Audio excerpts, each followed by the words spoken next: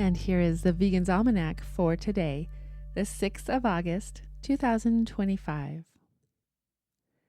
August 6th is Farmworker Appreciation Day. In the colonial era, most farm workers were indentured servants from Great Britain. They exchanged 4 to 7 years of hard labor for passage to the colonies. Some of these workers were recruited through force and were kept and sold as property with few rights. By the 1600s, indentured servants weren't plentiful enough, so plantation owners turned to an even crueler method of workforce recruitment, the forcible capture of Africans to be converted into slaves. African slaves became the primary source of farm labor in the colonies over the next 2 centuries. California became a major agricultural center after the Civil War in the United States, and farm labor was mostly imported from Asia. The immigrant labor force had begun to shift to Mexico by the 1930s. During World War II, due to a labor shortage, the Bracero program was initiated. This program allowed Mexicans to work temporarily on U.S. farms. It ended in 1964, although Latin American legal and illegal immigrants continue to make up the vast majority of the U.S. agricultural workforce.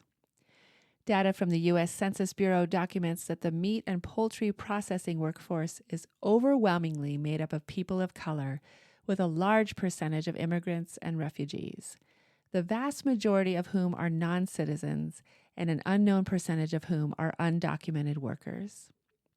Today, approximately 38% of slaughterhouse and meat processing workers were born outside of the U.S.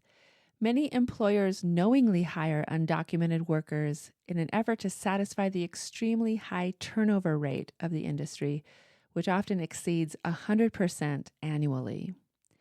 Undocumented workers are constantly faced with the threat of deportation, either by their employer or by federal raids. Most workers are at-will employees, meaning they can be easily fired at the supervisor's discretion. The threat of termination discourages workers from reporting safety concerns, injuries, or other serious issues. Supervisors use a variety of intimidation tactics to suppress workers' concerns and make it clear that other people are always available to replace them. As a result, workers are conditioned to accept a hazardous and demeaning work environment if they want to remain employed. Slaughterhouse workers are exposed to serious risk of injury, with amputations occurring on average twice per week in the United States. The single largest factor contributing to worker injuries is the speed at which the animals are killed and processed. In an industry where profit margins are slim and volume is everything, workers are endlessly pressured to kill more animals in less time. Rather than regulate line speeds for the interest of worker safety, line speed is limited only by federal sanitation laws. Most facilities operate nearly 24 hours a day, 7 days a week, killing and processing hundreds or thousands of animals each hour. As one worker stated, "The line is so fast, there is no time to sharpen the knife. The knife gets dull and you have to cut harder. That's when it really starts to hurt. That's when you cut yourself."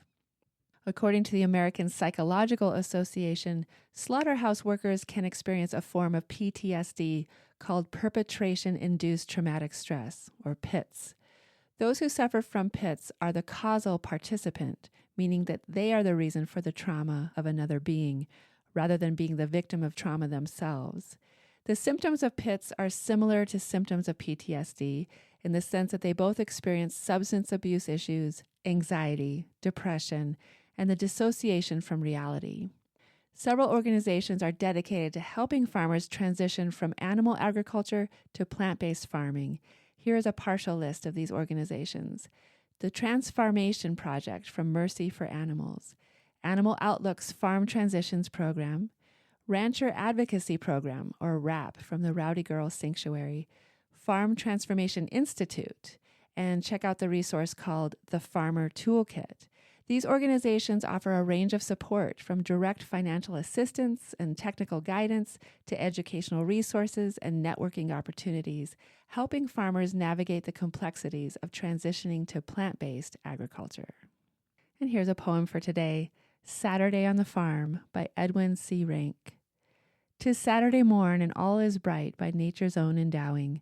The sun is fiercely giving light, and only me plowing. Across the river I hear the sound of a boatman slowly rowing. I have no time to fool around, especially when I'm hoeing. And when the dinner hour has come and thoughts of work are fleeting, I only hear the insects hum because I'm busy eating. At night, when all things are at rest, safe in old Morpheus's keeping, no troubles do my mind infest, for I am soundly sleeping. Saturday on the Farm by Edwin C. Ranck. This has been the Vegan's Almanac with a reminder to be vegan for the farmer, too.